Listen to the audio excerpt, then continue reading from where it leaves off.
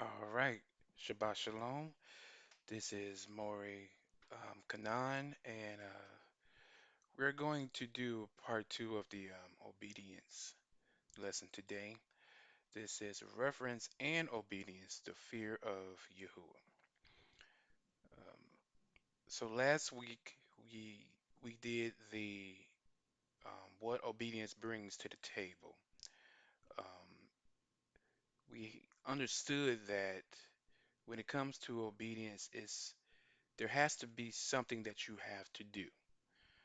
Um, we found out that there is an action based in love, and that is the love between you and the Father. And that love is not essentially an emotional type love. We look at it from the sense of a verb or an action, something that you have to do. That is showing the Father love. And so today we're going to actually look at what obedience is. What is the definition of obedience? And what are some different ways that you show the Father obedience? Now, you know, keep in mind it's an action. Love is it's the ultimate thing, but in that love, what are you doing? All right, so a little review from last week, we know that obedience is a responsive action. That action gives one the faith that Yahuwah has already acted on our behalf, and that our fitting reply is to follow his will. Very often, then, Yahuwah will promise further blessings. As previously stated, when we think in terms of a verb biblically, we should think of an action. We are doing something that gets us somewhere. There has to be some sort of application on your part. This is a father to son or a father to daughter relationship that Yahuwah has put together. He is the father, and we are the children. Just like I said in the last lesson, this is the Father's house, so these are his rules to follow. And throughout this lesson, what I want you to just keep in mind, when I'm saying that he is the Father of all of us, and we are the children. Now think about your earthly father. You know, there are certain things that he's going to command you to do that you are going to have to do. Now, when you don't do these things, as we saw what obedience can lead to. When you do these things that the Father is asking you to do, you're going to get your blessings. You're going to get certain things that you want. But if you don't, there's going to be a punishment, right? So that's what I want you to keep in mind as we go through this lesson. So when a child doesn't do what the parent tells them to do, what happens? We just explained that. The child gets punished for it. So on today we will begin to talk about what obedience is. This may be review for most, but new to some as well. The Father is always opening up the eyes of new, many that are new to this walk. All right, obedience. It is H3348 is your key. From unused root probably mean to obey, be obedient. And then we have the H3349, which is Yahuah, which means obedience gathering to obey. All right, so obedience, i.e., the act of following the guidance of an authority. Now, in the Greek, it's a little different. Well, it's pretty much the same. It's just the name is different, of course. It's going to be hypokoe, attentive hearkening, i.e., by implication, compliance or submission. Obedience, make obedient, obeying. To obey on the basis of having paid attention to obey or obedience. All right, so these terms expressing the concept of obedience may frequently be rendered in some languages as to do what one says or to carry out someone's orders. All right. So here we're gonna see, and I'm gonna show you just where and how obedience is commanded of Elohim's people. This is what he was commanding our ancestor to do and what he's commanding us to do today. So we'll start in Leviticus 25 and 18. Therefore you shall do my statutes and keep my rules and perform them, and then you will dwell in the land securely. Deuteronomy 26 and 16. This day Yahuwah your Elohim commands you to do these statutes and rules. You should therefore be careful to do them with all your heart and with all your soul. Then we have Deuteronomy 32 and 46.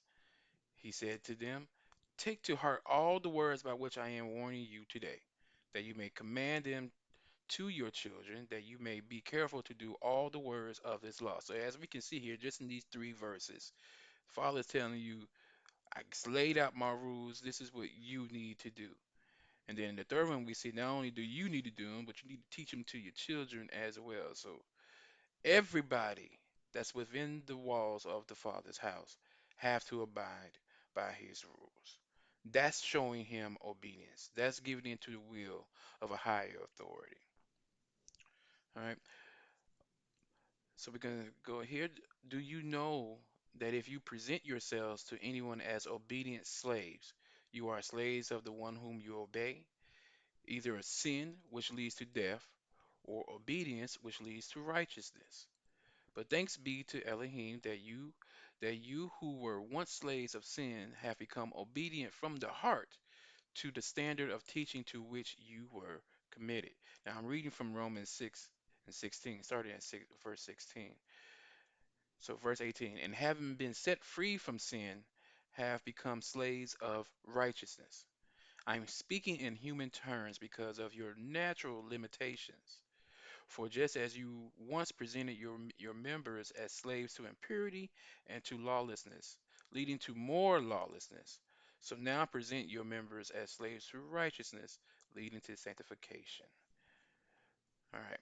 So the term slave in this passage was used to describe a person under the complete control of someone or something. This is pointing out how we're enslaved to sin, how our people were enslaved to sin and suffered its effects. Paul presented salvation as deliverance from spiritual bondage. He also illustrated it as a transfer from one master to another, from sin to Elohim. And then when we use the same verse, you can't serve two masters. So this is basically what Paul Shaul is saying right here. All right. So First Peter 1:14 to 16, and this is coming from the New King James Version. Okay. As obedient children, not conforming yourselves to the former lust, as in your ignorance. But as he who called you is set apart, you also be set apart in all your conduct. Because it is written, be set apart, for I am set apart. Now, this is in comparison to Leviticus 19 and 2.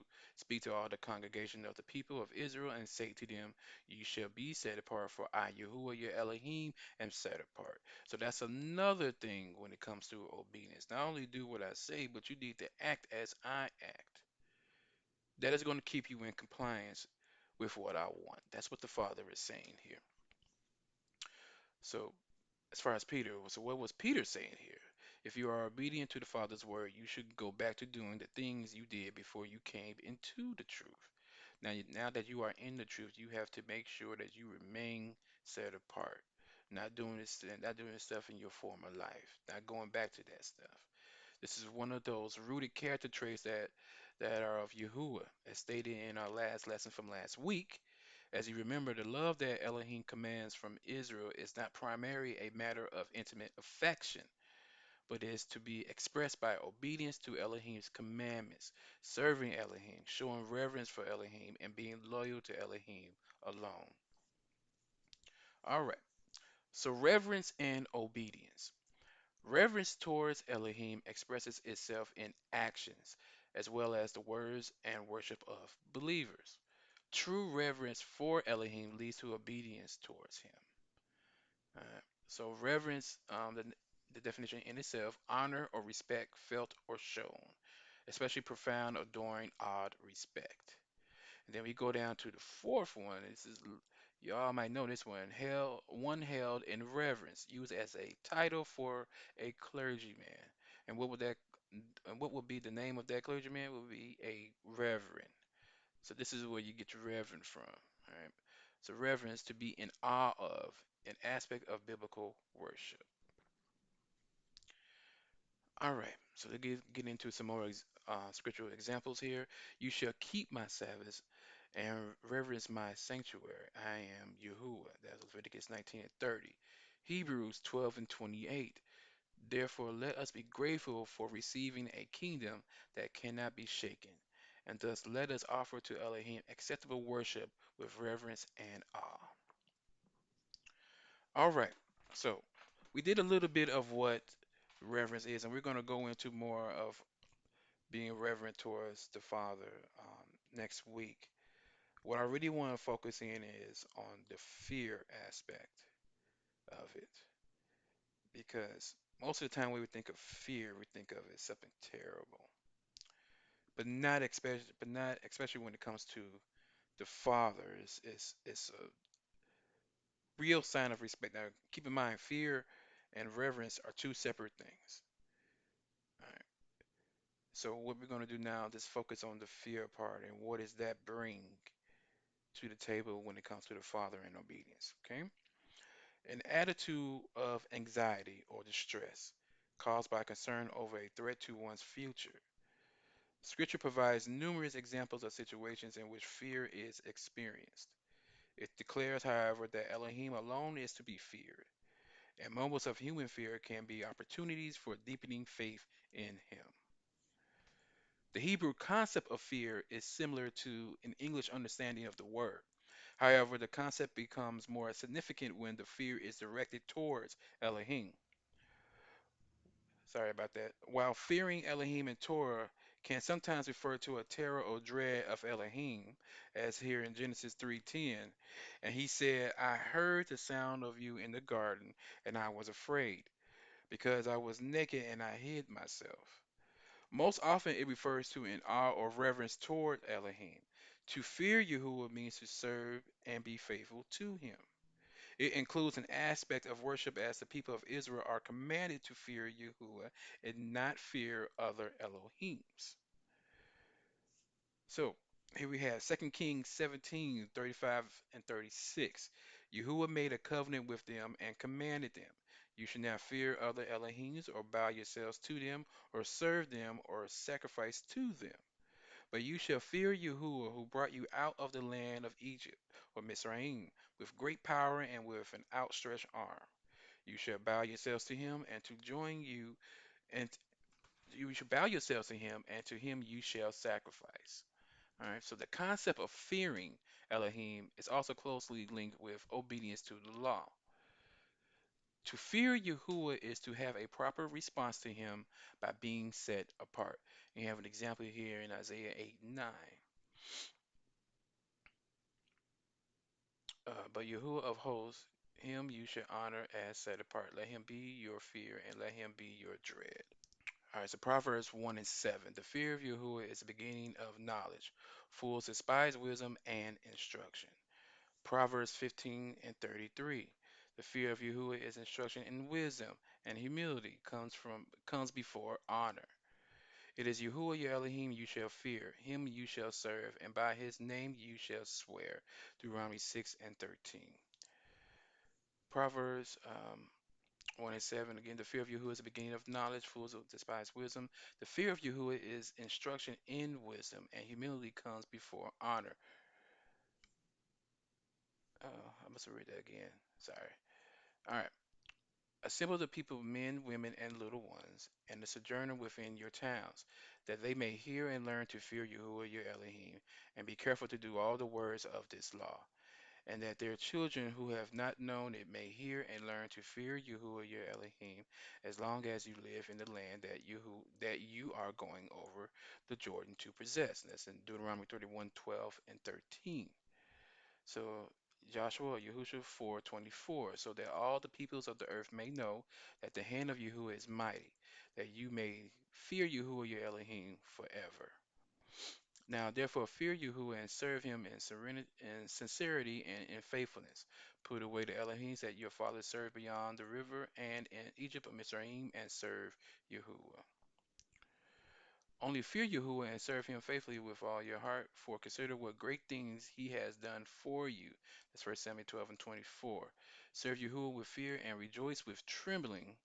Psalms 2 and 11. So as we see here, when it comes to fear, this is something that he's looking for. All right, this isn't a sign of disrespect towards him. This is showing that you do have some respect for him when you tremble in his presence. Right. So Psalms 34, 7 through 9. The angel of Yahuwah encamps around those who fear him and delivers them. O taste and see that Yahuwah is good. Blessed is the man who takes refuge in him. O fear Yahuwah, you his saints, for those who fear him have no lack. Ecclesiastes 12 and 13. The end of the matter, all has been heard. Fear Elohim and keep his commandments, for this is the whole duty of man. All right. Isaiah 33 and 6. And he will be stability of your times, abundance of salvation, wisdom, and knowledge. The fear of Yahuwah is Zion's treasure. And then we have Revelation 14 and 7. And he said with a loud voice, fear Elohim and give him esteem, because the hour of his judgment has come, and worship him who made heaven, or Shamin, and earth, the sea, and the springs of water. Okay, so the fear of Elohim is a central concept in wisdom literature. Okay. Proverbs links fearing Elohim with wisdom and knowledge. As here in Proverbs 9 and 10, the fear of Yahuwah is the beginning of wisdom, and the knowledge of the set apart is insight. The fear of Elohim is central to Hashatan challenge in the book of Job, and Job 1:9. Then Hashatan answered Yahuwah and said, does Job fear Elohim for no reason? See, Psalms often associates the fear of Elohim with a trust in Elohim. In Psalms 40 and 3, he put a new song in my mouth, a song of praise to our Elohim. Many will see and fear and put their trust in Yahuwah. Psalms 115 and 11. You who fear Yahuwah trust in Yahuwah. He is their help and their shield. Those who fear Elohim enjoy a close relationship with him. That's here in Psalms 25 and 14. The friendship of Yahuwah is for those who fear him, and he makes known to them his covenant. And here in Psalms 33 and 18 again, behold, the eye of Yahuwah is on those who fear him, on those who hope in his steadfast love, and receive protection and blessing from him. Psalms 31 and 19. Oh, how abundant is your goodness, which you have stored up for those who fear you, and work for those who take refuge in you, in the sight of the children of mankind. Psalms 85 and 9. Surely his salvation is near to those who fear him, that his name may dwell in our land. He fulfills the desire of those who fear him. He also hears their cry and saves them. That's in Psalms 145 and 19. There are numerous Hebrew roots that express the concept of fear. The most common of them is the root yareh, to fear, used 437 times in various forms throughout the Torah. All right, so yareh is the H3372. It's the prime root to fear, to revere, cause to frighten, affright, make, be or make afraid, dread or dreadful, put in fear, be fearful, be in hand, reverence, terrible, actness thing. Okay, so it's to be afraid or to be frightened, i.e., be in a state of feeling great distress and deep concern of pain or unfavorable circumstance. And we see that here again in Genesis 3:10 we read before, and he said, I heard the sound of you in the garden, and I was afraid because I was naked and I hid myself. So that was Adam, being in a state of fear. All right. Be in fear, as in here in Psalms 46 and 3. Though its waters roar and foam, though the mountains tremble at its swelling. Selah. Being frightened or intimidated is Chronicles 32 and 18. Second Chronicles 32 and 18. And they shouted it with a loud voice in the language of Yehuda of Judah to the people of Jerusalem who were on the wall, to frighten and terrify them in order that they may take the city. To revere. i.e., show profound respect for, that borders on fear of the object, as in Leviticus 19 and 32. You shall stand up before the gray head and honor the face of an old man, and you shall fear your Elohim. I am Yahuah.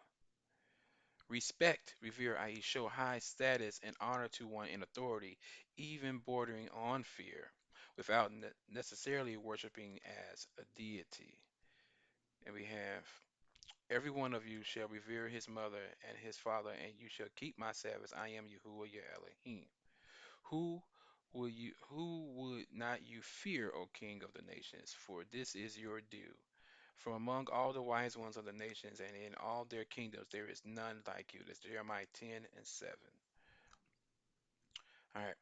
Now, while the sense of terror or apprehension is most often used with reference to other people, Yareh can also refer to a negative fear of Elohim, as in Genesis 18 and 15.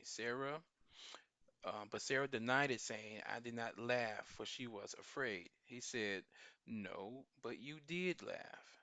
So she was reacting in fear to Yahuwah's accusation of that she laughed. All right, the word Yirah can also describe a response of fear to theophanies or displays of Elohim's power. All right, Deuteronomy 5 and 5. While I stood between Yahuwah and you at that time to declare to you the word of Yahuwah, for you were afraid because of the fire, and you did not go up into the mountain. Moses or Moshe was afraid to look at the burning bush, as in Exodus 3 and 6. And he said, I am the Elohim of your father, the Elohim of Abraham, the Elohim of Isaac, and the Elohim of Jacob. And Moses hid his face, for he was afraid to look at Elohim. 2 Samuel 6 and 9, David was afraid of Yahuwah after Elohim struck down Uzzah for touching the ark. And David was afraid of Yahuwah that day, and he said, How can the ark of Yahuwah come to me? Most often, however, when Yarah is used in reference to Yarah or Yareh is used in reference to Elohim, it describes a positive response of awe or reverence toward Elohim.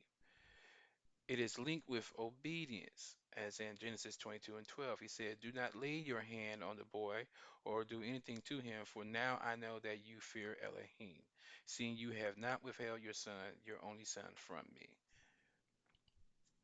All right. Loyalty to Elohim, as in Deuteronomy 6 and 13. It is Yahuwah your Elohim you shall fear. Him you shall serve, and by his name you shall swear. Fearing Elohim is linked with the worship of Elohim as well, as in Psalms 5 and 7. But I, through the abundance of your steadfast love, will enter your house. I will bow down toward your set apart temple in the fear of you. Right, in Psalms 135 and 20, O house of Levi or Levi, bless Yahuwah. You who fear Yahuwah, bless Yahuwah. As well with a just treatment of others, as in Leviticus 19 and 14, you shall not curse the deaf or put a stumbling block before the blind, but you shall fear your Elohim, I am Yahuwah. And in Leviticus 25 and 17, you shall not wrong one another, but you shall fear your Elohim, for I am Yahuwah, your Elohim. All right. Then the men feared Yahuwah exceedingly, and they offered a sacrifice to Yahuwah and made vows. So now we're getting into another form of fear, which is harad. It means afraid or trembling. And we have haradah, the fear, anxiety, care, exceedingly fear, quaking, and trembling. So harad is the H2729. It's a root to shudder with terror, hence to fear. Also to hasten with anxiety, be made afraid, be careful, discomfort, fray away, quake, or tremble. The meaning and occurrences. The meaning of harad is frequently given as tremble, be frightened, but the sense does not appear to be fully realized unless the element of panic is included. As a rule, harad is used to describe crippling terror, a state of horror like that which often follows in the wake of bad news. an unpleasant surprise, or a theophany, which is a visible manifestation of a deity. All right, so we're going to read a little story, but I want you to remember the rules of fear, an attitude of anxiety or distress caused by concern over a threat to one's future. Scripture provides numerous examples of situations in which fear is expressed. It declares, however, that Elohim alone is to be feared, and moments of human fear can be opportunities for deepening faith in Him. Fear includes dread and loss of courage in the face of an unpleasant or dangerous situation. The fear of Elohim can refer either to awe, reverence, and respect, that is, the proper, the differential attitude toward the divine, or the physical dread and terror invoked by the divine presence or by the experience of divine wrath. So we're going to read the story of Jonah, and we're going to see how this fear will play out, all right? So we're going to start with Jonah flees the presence of Yahuah. Now the word of Yahuah came to Jonah, the son of Amittai, saying, Arise, go to Nineveh, that great city, and call out against it, for their evil has come up before me. But Jonah rose to flee to Tarshish from the presence of Yahuah. He went down to Joppa and found a ship going to Tarshish. So he paid the fare and went down into it to go with them to Tarshish, away from the presence of Yahuah. But Yahuah hurled a great wind upon the sea, and there was a mighty tempest on the sea, so that the ship threatened to break up. Then the mariners were afraid, and each cried out to his Elohim, and they hurled the cargo that was in the ship into the sea to lighten it for them. But Jonah had gone down into the inner part of the ship and had laid down and was fast asleep. So the captain came in and said to him, What do you mean, you sleeper? Arise, call out to your Elohim. Perhaps the Elohim will give a thought to us, that we may not perish. So I want you to think about this. I mean, it's a question. Did Jonah experience an attitude of anxiety or distress when he first heard from Yahuwah? So keep that in mind. You know, you might want to go back and read that again, but keep that in mind. Did he experience those rules of fear when Yahuwah gave him a commandment to fulfill? And they said to one another, Come, let us cast lots, that we may know on whose account this evil has come upon us. So they cast lots, and the lot fell on Jonah. Then they said to him, Tell us on whose account this evil has come upon us. What is your occupation? And where do you come from? What is your country? And of what people are you? And he said to them, I am Hebrew, and I fear Yahuwah, the Elohim of heaven, or Shamayim, who made the sea and the dry land, or Dearets. Then the men were exceedingly afraid and said to him, What is this that you have done? For the men knew that he was fleeing from the presence of Yahuwah, because he had told them.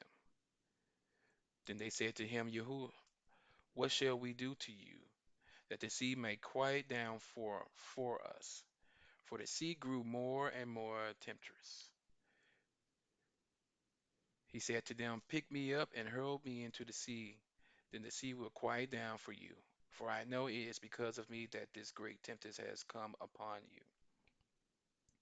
Nevertheless, the men rowed hard to get back to the dry land, but they could not, for the sea grew more and more tempestuous against him.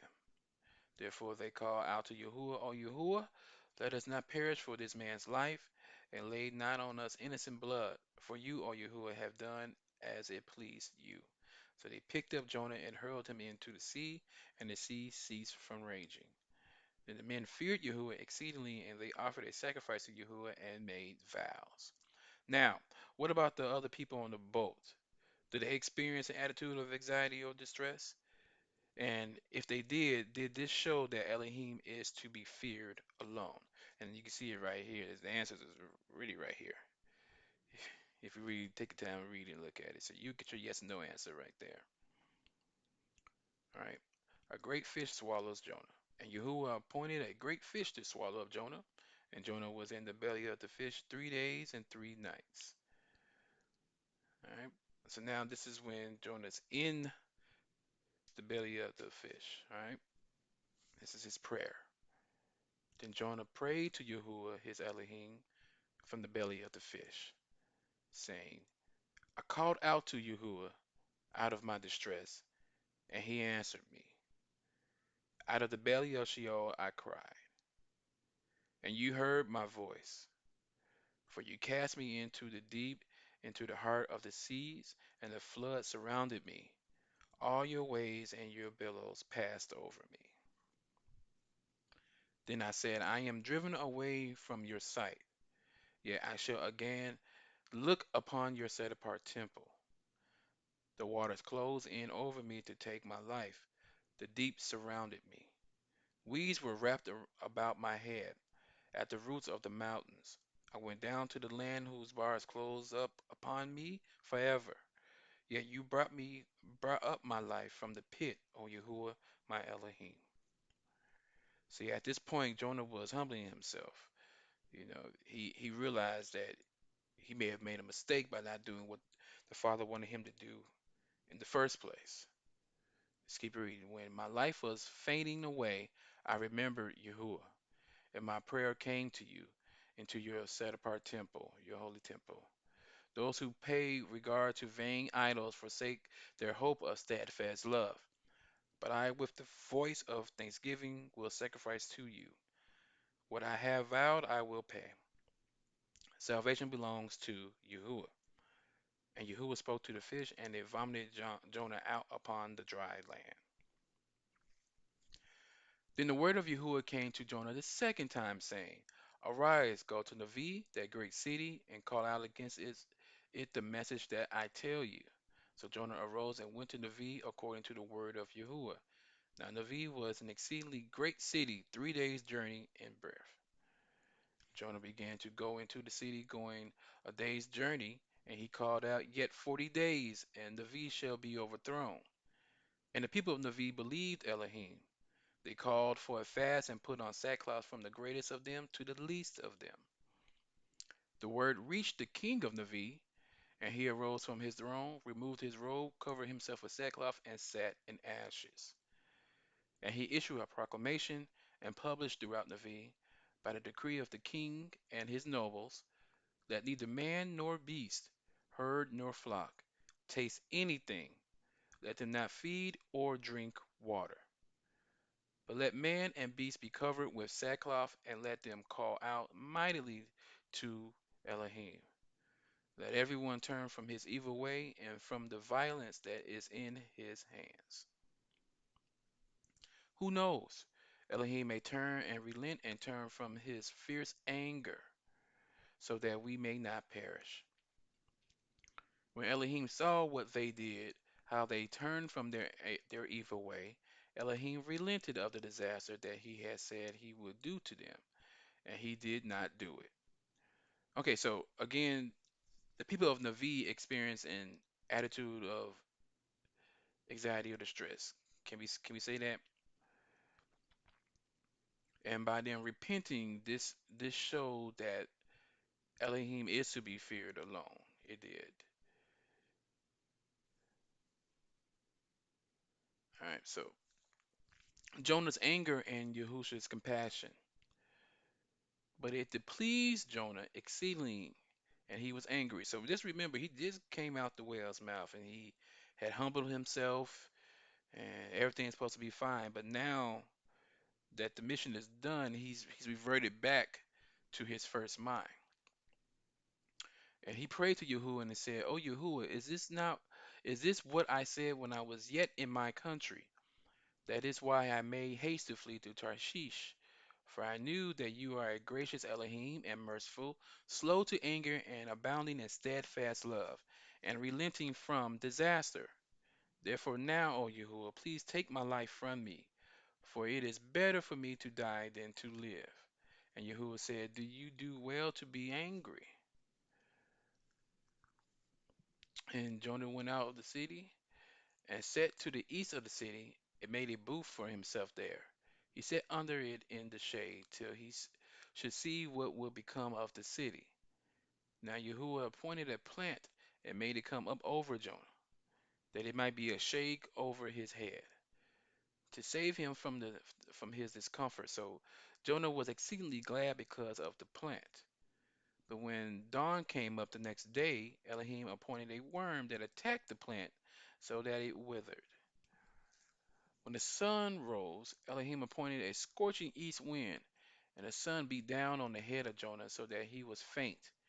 And he asked that he might die, and said, it is better for me to die than to live. But Elohim said to Jonah, do you do well to be angry for the plant? And he said, yes, I do. I do well to be angry, angry enough to die. And Yahuwah said, you pity the plant for which you did not labor, nor did you make it grow, which came into being in a night and perished in a night. And should not I pity Navi, that great city in which there are more than 120,000 persons who do not know their right hand from their left, and also much cattle? So I'm gonna ask this question, and you can just think on this, or you can write it down in the comments if you have to answer. What did we learn from this last passage according to the rules of fear we have been following? Was this an instance that Elohim alone is to be feared? And were there any moments of human fear that can be opportunities for deepening faith in Him? Right, so this is my answer. When Elohim sent Jonah to Navi, he rebelled, was swallowed by a fish, and he repented, and fulfilled his mission after all. When Navi repented, the reason for Jonah's rebellion became clear. He had feared that Elohim would forgive the Nivites, and when Elohim did forgive them, Jonah resented it. He already knew that the Father would show mercy upon the people, so he's like, why send me? See, what Jonah failed to realize was that this wasn't about him. This had to do with the mission that Yahuwah wanted him to accomplish. That right there is one of the main sources of disobedience that our ancestors were infamous for back in the beginning. A major factor as to why so many do it now. There was and is no fear when it comes to the Father. And I ask that question, where is your fear? At least not enough for the people to actually do what He wants us to do. So this really goes for the people who are even in the walk. You know, there are certain things that you're supposed to do. When you come into this walk, you are accepting of the covenant that the Father has laid out. So if you don't have the fear in your heart to understand that not doing what the Father wants you to do, the repercussions to it. So are you really in this walk? Or if you are in it, are you in it for the right reasons? Because you should have a fear of reverence, a fear and of reverence, which is respect for the house rules. Remember, this is His house, so these are His rules. We must learn to take ourselves out of the equation. We must understand that nothing that is going on today is about us, especially in this walk. It's about the Father. He created us for His esteem, not the other way around. The Father wanted the people of that city to seek Him. He used Jonah to fulfill His mission. I think most people forget that the Father can use anyone or anything to get His message out the way He intends it to be. Once Yahuwah threw Jonah in that whale's mouth, he had a let me think this over moment. That's when he prayed and humbled himself because he knew that at that moment he had messed up, thinking it was about him and he wanted out of the deal to go and warn the people. That's why I don't want to make this about me, but one of the things I say a lot is that humility is a key to life. So I always say you need to be humble. Where is your humility? It brings everything you do and say into perspective. It lets you see the bad in you. And what do I mean? All the things you do that bring strife and cause you to be disobedient, at some point the Father will humble you. He will bring you low. And it's at that point you will have your sit down moment. And you are able to reflect what it is that brought you to this moment. That's what happened to Jonah, and for many of us, it's happening today. A lot of us don't understand what's going on, why are we going through all these certain things, and it's because you need to have your sit down moment and realize you can't get what you want until the Father gets what He wants. And it's not going to come on your time, it's going to be on His. Now, remember in the beginning of the lesson, I said that you need to see this as the parent child relationship.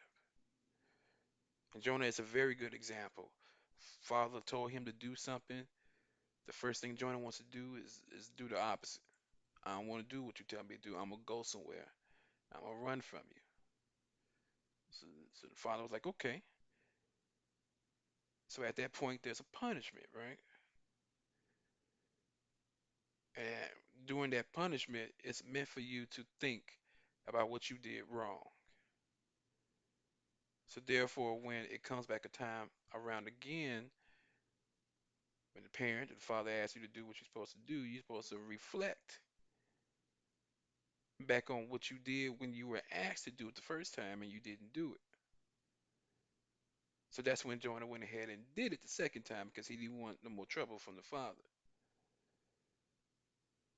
But you have to understand that what the father wanted for the people of Navi were to seek him. And he was using Jonah to fulfill that. And Jonah messed that up the first time. Right? All right. So you have any questions, comments, or concerns, you can just go down and write them in the comments, okay? Right now, this is Moreh Chanan. Shabbat Shalom.